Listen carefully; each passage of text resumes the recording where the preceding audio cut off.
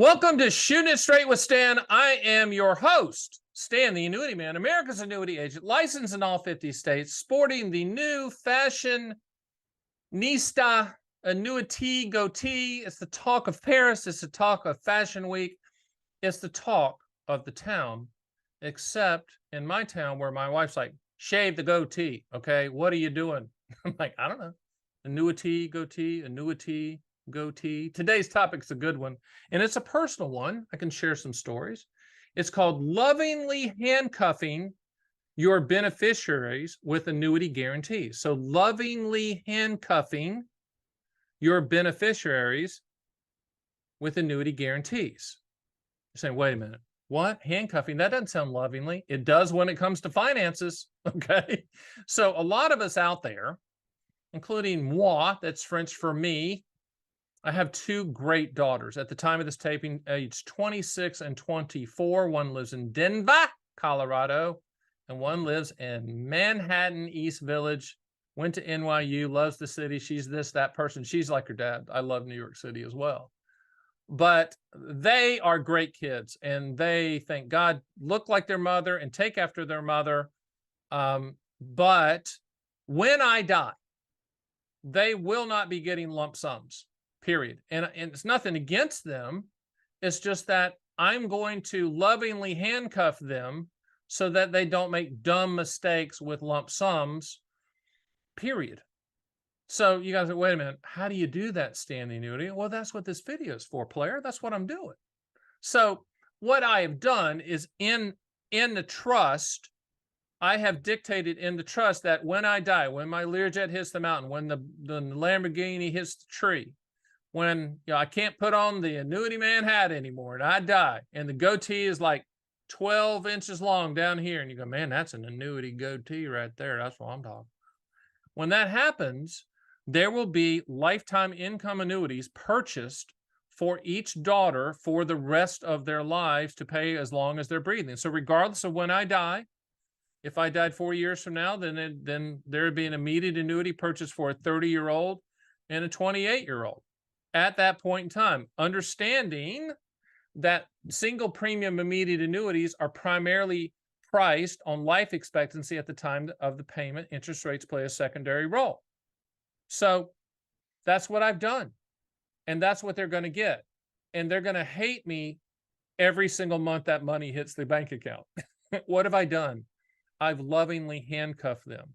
I've also bought what's called a deferred income annuity.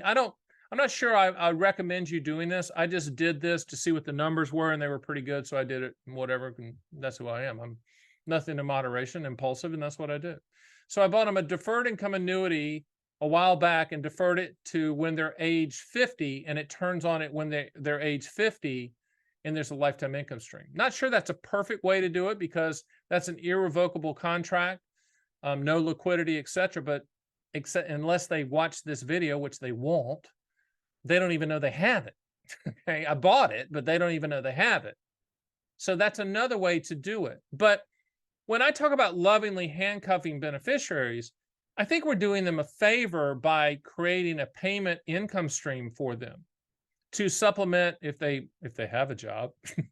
If there's Social Security in the future, there might not be. There might be a means test that gets that out of the way from them. But I'm just a firm believer in doing that. I'm a firm believer in setting things up so that the kids will have an income stream. You can do that for grandchildren as well. At the time of this taping, I don't have any grandchildren. I think that's going to change because my lovely older daughter just got married to a fantastic dude that I sign off on. Great guy. And they're going to have little Stanettas and Staniels and Stanfords and Stanley's running around all the time. I mean, there's incentives for them to name them after me. If they named them all after me, I'd give them the lump sum, right? But I do like Stanetta and Staniel for girls. I think that's really good. Stanford, obviously, Stanley, Stan Jr. I'm good with all of that. But if that happens, then I'll probably go back to the trust and lovingly handcuff them as well. Instead of them getting a lump sum or instead of doing a 529 plan, with nothing wrong with that, is I would set up a lifetime income stream for them triggered upon my death Or we could, I've done that from when I'm dead. And what my wife and I are now discussing, the lovely Christine of 35 years, married to Stan, the annuity man. Her name is Christine, the annuity man. She doesn't really like that, but it rings and it works in marketing. Talking about doing something when she passes away, because I have the same thing structured for her, and it's not lovingly handcuffing my wife. She's going to get the lump sum too, but I'm also want to put an income floor in place for my wife when I pass away. But you can lovingly handcuff your beneficiaries. I get calls all the time. Got one the other week, about a week and a half ago. They scheduled a time. Go to my site, theannuityman.com, and sometimes you'll get me. There's about I think right now is about a 5% chance to get me. Otherwise, you're going to get somebody really, really smart on my team.